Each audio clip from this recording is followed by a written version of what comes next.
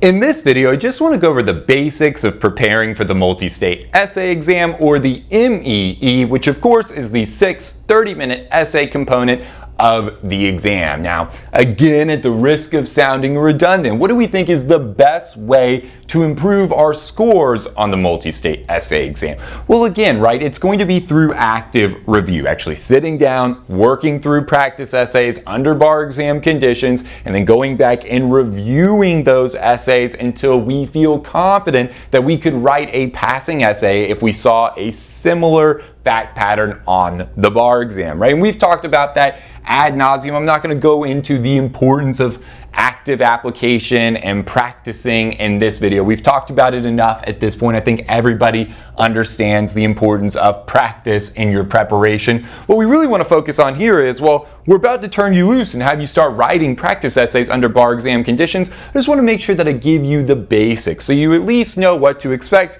and kind of how to actually approach an essay on the Multistate Essay Exam. And here we can start with question structure, right? What is an MEE essay going to actually look like? And the good news here is, right, if you think back to our last video, right, on the multi-state bar exam, the multiple choice portion of the exam, actually there's a ton of overlap between the multiple choice portion and the essay exam, right? More than people probably realize. And in fact, the National Conference of Bar Examiners actually states, right, that the key distinction or the primary distinction between the essay component, the essay portion, and the multiple choice portion is that the essay component or the essay portion requires examinees to communicate their answers effectively in writing, right? That's the main difference, but the thought process is the same. In both, we're applying law to facts, right? On the essay component, on the essay portion, or the multiple choice portion of the test, right? Either component of the exam, we are applying law to facts to arrive at logical conclusions.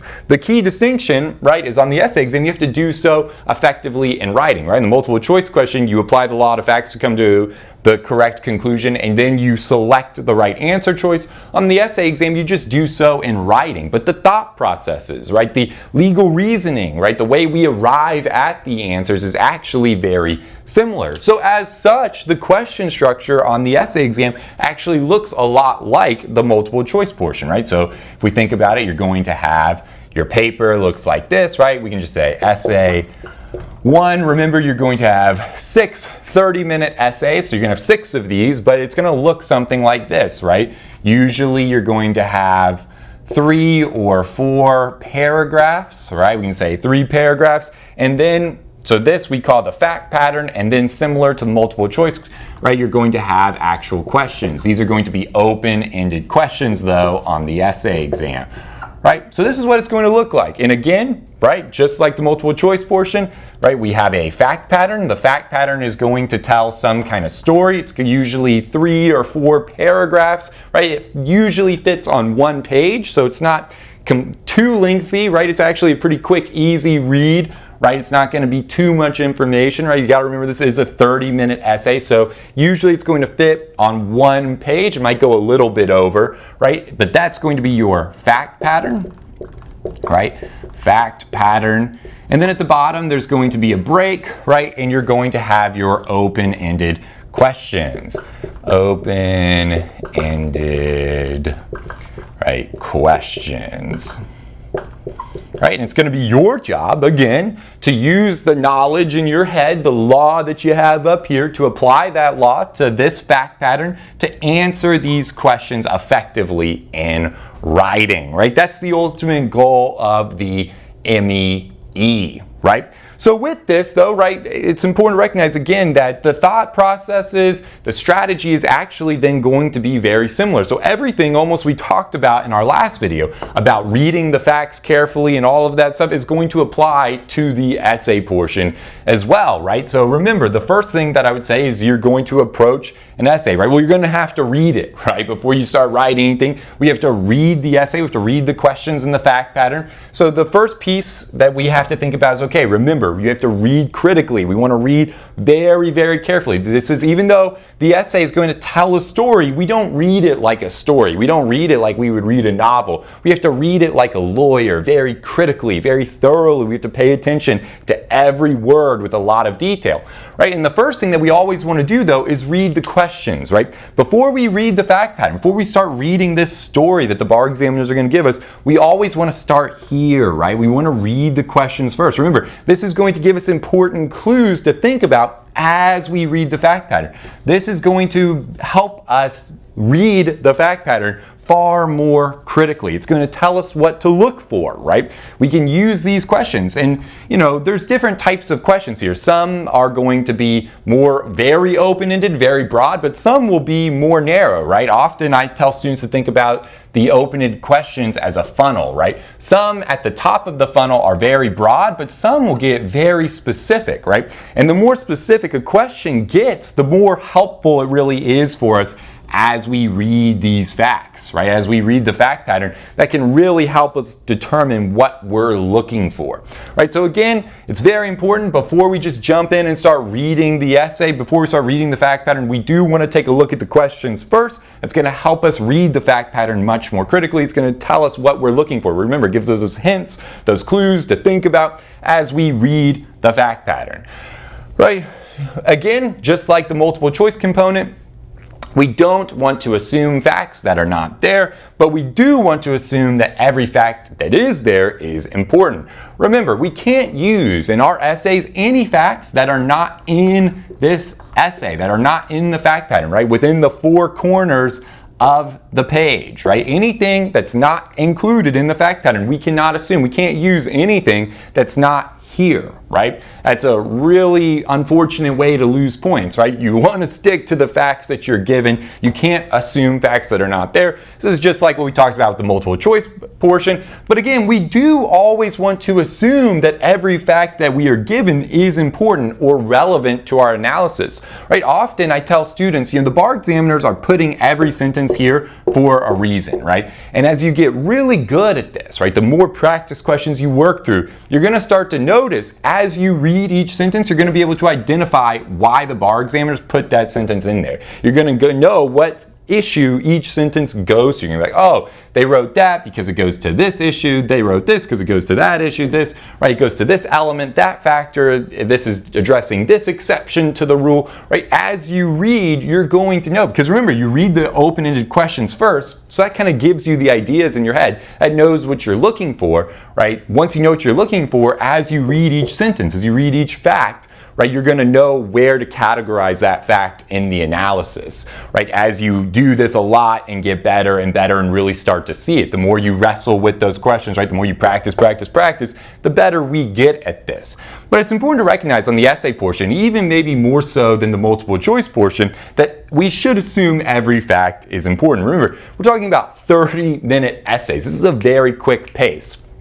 The bar examiners can't load these essays with a bunch of irrelevant facts, right? Or no one would have time to finish it, right? They have to limit their fact patterns basically to one page or less, or a little bit over, but generally the fact patterns have to be very brief. That means they can't fill this with a bunch of irrelevant stuff, right? If they want to test your ability to apply a lot of facts, they really have to stick to relevant facts. So we do want to assume every fact is important. And again, as we get better at this, we're really going to, as we read, hopefully be able to determine or tell why each sentence is ultimately there. Why did the bar examiners put each sentence in here? What issue is it addressing? Right? So again, this all goes to reading carefully, which I know is a given, but it's worth mentioning again, right? And we talked about this all in a lot of detail in our last video for the multiple choice portion. But again, remember that the essay component of the exam is actually very similar, right, in process to the multiple choice portion, right? The bar examiners themselves really say, look, the only real distinction here, right? The key primary distinction between the MEE and the MBE is that the essay portion requires examinees to answer the questions effectively in writing, right? Otherwise, it's pretty much the same, right? We're applying law to facts. That's what the bar exam's about, to get to logical conclusions, right? But remember, the key distinction, okay, we know, is that you actually have to write essays, or you should communicate your answers effectively in writing. So how do you do that, right? How do you write an effective bar exam essay? Once you've read the fact pattern carefully, right? You start with the call, you started with the open-ended questions, you read through very critically, you read like a lawyer, you parsed every detail as you were reading very critically, right? After you read the facts very carefully, you've read the questions very carefully, how do you go about then writing that effective bar exam essay? Well, the first thing to think about is, okay, well, we need to know what the examiner is looking for. What is your grader actually looking for in your essay? Right? I'll draw this up. Now, the good thing is the bar examiners actually tell you exactly what they're looking for. You can go to their website and see that they put what the purpose of the MEE is, right? They spell it out exactly what they're looking for. We'll drop that below this video if you want to read their exact language. But here's the short version, right? Essentially what they're looking for in your essay is that you have, right, if we're thinking about know what they're looking for, they want to see that you have identified the relevant issues, right? So we put an I. They want to see that you've stated the relevant law to address these issues correctly. So we'll think about R, right? Then they want you to take that law and apply it to the fact pattern that you were given, right? Put an A, to then come to logical conclusions that address the open-ended questions that you were given, right? In other words, they want you to IRAC, right? Now, and I know that, somehow there's controversy over this, over what the most effective way to format an essay is, right? And so ultimately, if you're more comfortable with another format than IRAC, right? If you've been told something else and that's what you've been doing your whole legal writing career, that's fine. Ultimately, it doesn't matter what order, if you put the C up here, I know some people do that and all this other stuff. Like, it ultimately doesn't matter necessarily how you format it, as long as you're identifying the issues, you're stating the law correctly, you're applying that law to the fact pattern to get to logical conclusions, you should get all the points. There's not any required format. But from my experience, right, the best way is good old-fashioned IRAC, right? And of course, if anybody at this point doesn't know what IRAC is, you should have been taught this ad nauseum in law school. This stands for, right, issue, rule, application, right, or just we can put apply, and conclusion. Right, this is what IRAC typically stands for. Right, this acronym of IRAC: issue, rule, apply, conclusion.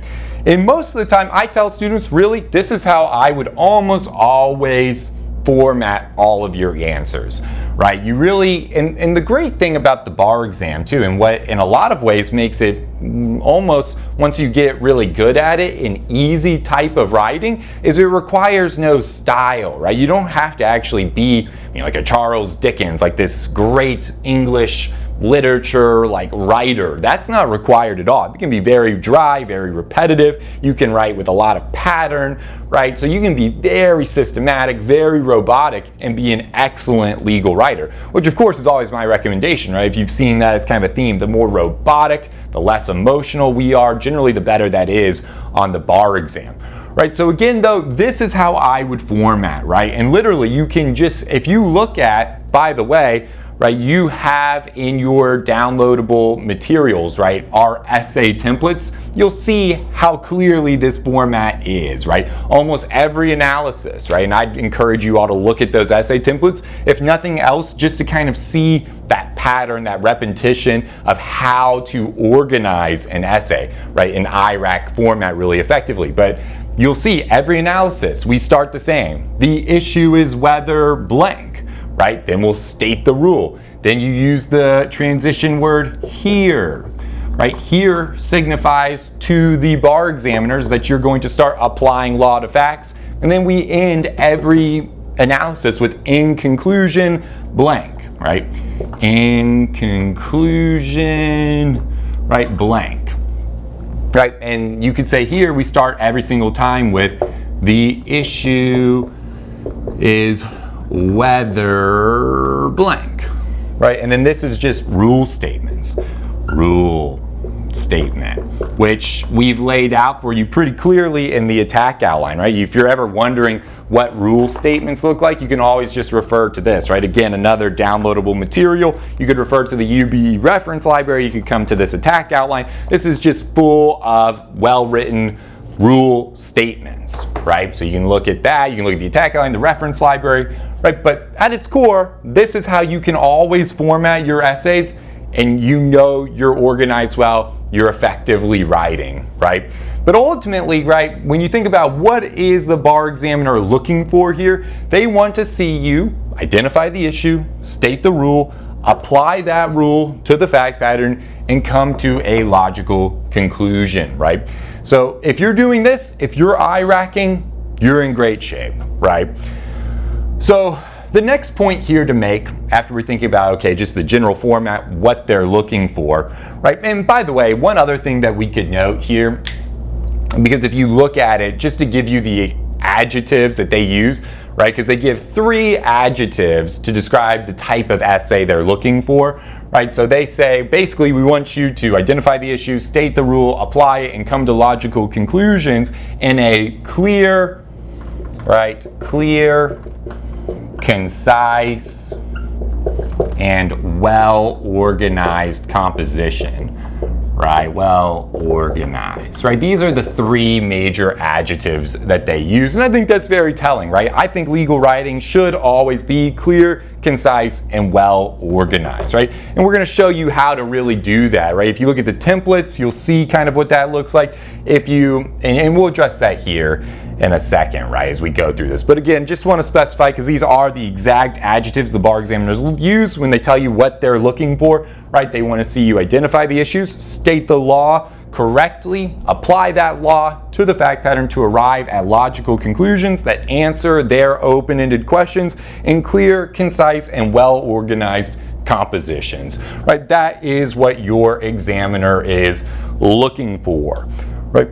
Now, the first thing I would say when we're thinking about, okay, well, how do you do this, right? How do you do this effectively, is to understand the bar exam is not a law school final exam, right? And many of you might be coming straight out of law school. Some of you might have had a gap in time. If you've had a gap, it might be beneficial in this way, because really, if you approach the bar exam like you would a law school final exam, it's very easy to get burned, right? Law school final exams is a whole different thing, right? I know in both we're writing essays, right? So students want to naturally approach the bar exam like they would a law school final exam. Right, number one, then the biggest point to make is, right, what is the goal on a law school final exam? Right, typically, right, at least if you're like me, the goal on a law school final exam is to get the highest grade in the class, right? That's what you're doing. You know that your professor is going to compare your essays to all the other students in your class, and he's going to rank them, right? It's graded on a pure curve, right? You are compared directly to your classmates. The person who writes the best essay gets the A+, the person who gets the worst, right, gets the D or the F, whatever it is, right? And that's how it's looked at, right? So there's incentive to try to write these masterful, really beautiful, well-constructed essays where you're diving into public policy concerns and legislative history and all this case law and other stuff, right? Because you're trying to dazzle your professor, right? Because you're really trying to separate yourself from the group, right? If you want that A+, you have to really dazzle your professor. You have to wow the professor, right? So there's a lot of incentive on a law school final exam to go into all of these crazy details to really try to, again, dazzle or wow the professor. Right? What's the goal on the bar exam, right?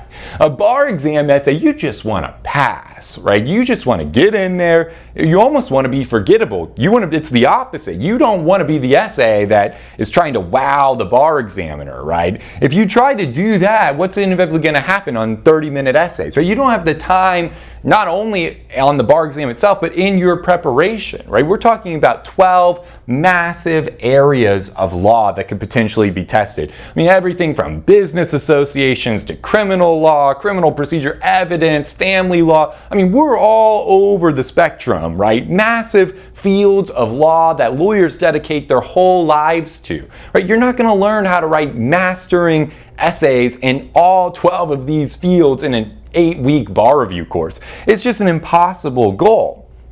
Right? Even in law school, it's difficult, but at least you have an entire semester to devote to maybe 2 or 3, 4 tops subjects at a time, right? The bar exam, we're trying to prepare for possibly 12 different subjects in the same time in, an 8-week period. That means you only have maybe 4 or 5 days per subject, right? If you're trying to master stuff and, dazzle the bar examiners, like, it's just a recipe to fail, right? You want to come at this with the approach of, look, I'm just trying to write passing essays. I'm not trying to write the best essays. I just want to blend in. I want the bar examiner to look at my essay and be like, oh yeah, this makes sense. This person knows what they're talking about. Good, next. Right? You don't want to be that essay that's trying to stand out from the crowd, right? Because again, it's a really risky move and it's an unnecessary risk, right? And my guess is, for most of us, unless you're a genius, is that you're just not going to have the time and preparation or on the exam to do that, right? And also notably, right, what's the other major difference, right? The bar examiners,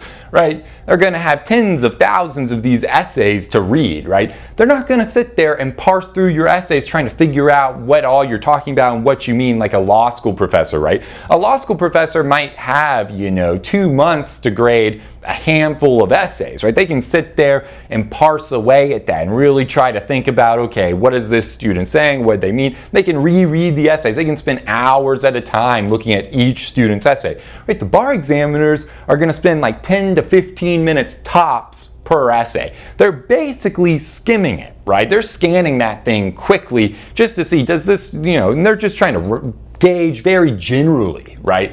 Does the student know what they're doing or not, right? It's going to be a very quicker judgment than what a law school final exam would be. So all of this is to say the approach has to be different, right? We want to be when we're thinking about how to write an effective bar exam essay, right? We want to be very to the point, right? Clear, concise, well organized. We want to get in and get out. Just get right to it. We don't want to dance around and talk about a bunch of legislative history or, how things evolved or public policy rationales, all this stuff, right? We don't want to get into on bar exam essays. We want to be as direct to the point as possible, just machine-like, just IRACing machines, just quick, clear, concise, keep your analyses really as short as possible and keep going, right? Because time management's a big deal on the essay portion. We're moving at a really fast clip here, right? You don't want to be trying to dazzle professors and spend all your time writing, 2 essays and then you leave 4 blank, right? That kind of stuff, it happens too, and that's really the reason I bring this up, right? We got to look at the bar exam very differently than we look at law school final exams. They're 2 entirely separate universes, even though, right, it's ultimately testing the same thing, right? Your ability to apply law to facts. The method in which we're testing it is far, far different, right? So that would be the first thing to recognize. Number 3 here, right, is we want to make it easy for your examiner to give you points, right? When you're thinking about this, right, if you were an examiner looking at essays, right, and of course I've done this, if you're looking at essays in front of you, right, what's the worst thing to see, right? And I can attest to this from personal experience. Probably like the very worst thing that you can see as a bar examiner is when a student basically say, it's essay 1 and you see something that looks like this. Just looking at the page, before I've even read a word, I'm already like, I have a headache when I see this. And it's all the time, right? This is a very common thing. It'll be like essay 1, the student will type their answer and it will literally just be a block of text, right? A never-ending block of text. It just goes on and on and on. There's no headings, there's no subheadings, there's no breaks, there's no paragraphs, there's no indentions. It's just this massive chunk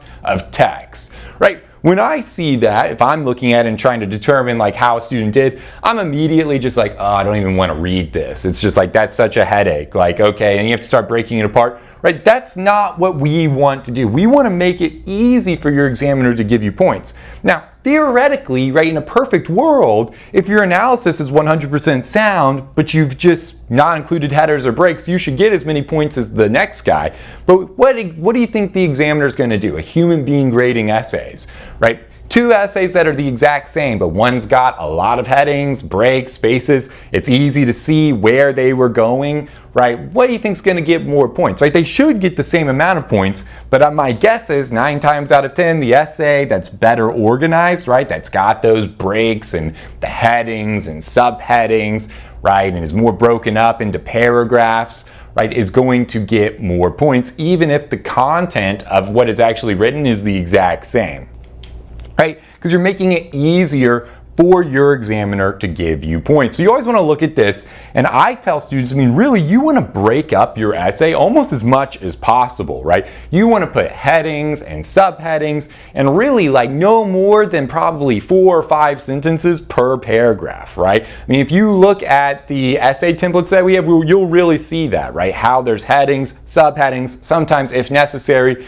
subheadings, right? And lots of paragraphs, right? It's okay to have one sentence on one line, right? At minimum, each of these should be a separate paragraph, right? Each of these should be a break in a new paragraph. Every time you have an issue statement, a rule statement, and an application section, a conclusion, we're breaking all of these up on the essay, at least with paragraph indentions or a line break, right? And ultimately, above each issue, we want a heading, right? So you'll have your heading, right? And then you'll go issue, rule, application, conclusion, and then you'll have your next heading, right? And these headings are what you're addressing, right? And again, they can be different depending on what we're in, right? If we're on an evidence essay, the headings are going to be each piece of evidence, right? It'll be like the murder weapon, right? The murder weapon is the heading, right? And we know in evidence the issue is usually whether it's admissible or not, so it'll be the issue. The issue is whether the murder weapon is admissible, right? And then rule statement, you'll state your rule, and then you'll say here, apply it to the fact pattern, you know, what happened in the facts with the murder weapon, and then we're coming to the conclusion, and the conclusion always answers the issue statement. In conclusion, the murder weapon is admissible because blank. Right? Another good thing to add here, and when we're thinking about templates, again though, if you actually look at the essay templates, you'll see this. It's almost always, our conclusions almost always end with, in conclusion, right? Then we give the conclusion, and then because blank, right? And the conclusion always answers your issue statement. So if the issue is whether the murder weapon is admissible, then the conclusion is one of two things. Either the murder weapon is admissible because, or the murder weapon is not admissible because. Right, so you see though, there's always patterns, and if you do it this way, with the headings and all the paragraphs, and it's all broken up, just that small little thing, right, it's going to go so far with your grader. You're making it much easier for your examiner to give you points. He can just look at it, he or she can just look at the essay and immediately see, right, where you're going, what the flow of your analysis is, and oftentimes just from that quick scan of looking at the headers, they can largely know how well you're going to do, right? I mean, I can usually look at these essays and pretty much know whether a student knew what they were doing or not just by looking at the headings, right? I mean, a lot comes from that, and we know first impressions matter, right? And so when they make that snap judgment, the second they look at your essay, right, that's what they're going to be doing. So we want to make sure that we have headings, subheadings, lots of breaks. There's a pattern to it. There's you should view your essay as a roadmap to points, right? As a roadmap to get points, right? You want to show that examiner where you're going though in every way you can, with the words that you use, to the organization of it, right? And again, if you look at the essay templates, you'll really see how much of a pattern it is. And I highly encourage everyone to look at those, because those are really on more complex analyses. So you can see on these multi-level analyses really how to break it down and organize effectively, right? So that's the key though, when we're thinking about making it easy for your examiner to give you points, right? It's gonna be about that organization, the more headings, the more subheadings. Now, of course, guys, you know, within reason, don't go overboard and just put, you know, unnecessary amounts of subheadings, and, you know, don't get crazy with it. But, you know, again, at minimum, you want to have heading, IRAC, where each one's a separate paragraph, heading, IRAC. Now, of course, again, too, if there's an issue that's like one sentence, you know, I don't know, gosh, whether Article 2 of the UCC or common law applies, right? We know for contracts that deal with goods, right, UCC applies. For contracts that deal with services or real estate, common law applies. Well, if you're dealing with a contract that's just blatantly a purchase of some good, of some widget, there's no service at all involved, well, yeah, that can be much shorter. You don't have to go through a 4-paragraph heading, 4-paragraph thing. You still want to put a heading like law applicability, but you could maybe summarize this into like 2 sentences. The issue is whether Article 2 of the UCC or common law applies, right? The rule is, right, and you state the rule, Article 2 governs for contracts that deal with purchase sale of goods, common law for services, and you would just say you could combine kind of the application and the conclusion into 1 or 2 sentences. Here, the contract clearly deals with the purchase or sale of goods, so we know the UCC applies, right? So that could be like a 3 or 4 sentence analysis, but you'd still break it up, right? Each sentence could be on 1 line. The issue is whether, the rule, and then your kind of application and conclusion in that 3rd paragraph in like 1 or 2 sentences, right? But we'd still break it up, even though it's very short, right? My point is it's okay to have smaller analysis and combine things if the analysis isn't very complex, right? If you just need to say it though to get to the next issue, right? You're laying the foundation, right? Which you would do on a contracts essay. You're saying, look here, this is why I'm applying the UCC, right? I'd still organize it nicely. I'd still put that heading, but it's okay sometimes to be ultra concise when there's no, when there's no issue, there's no dispute. Like it's obvious this is what it is, right? It's a purchase of goods, right? I mean, we know Article 2 governs. That doesn't require, a really full analysis. Okay, so again though, that's what we're thinking about when we're thinking about making it easy for you to get points, right? We want to make it easy for your examiner to give you points. Next, we have answer the question that is asked, right? It sounds very, very basic, right? But you always want to answer the question that's asked. Remember, we said that these open-ended questions often look like a funnel, right? Look like a funnel where some types of questions are going to be very broad, but then we can get to some questions that are super specific, right? At the tip of this funnel, these would be very specific questions, where these would be very broad questions. If I said something like, discuss any possible theory that the plaintiff could recover damages under, right? That's a very broad type of question. But if I said something like, could the plaintiff recover for the intentional tort of assault? Right, that's very specific, right?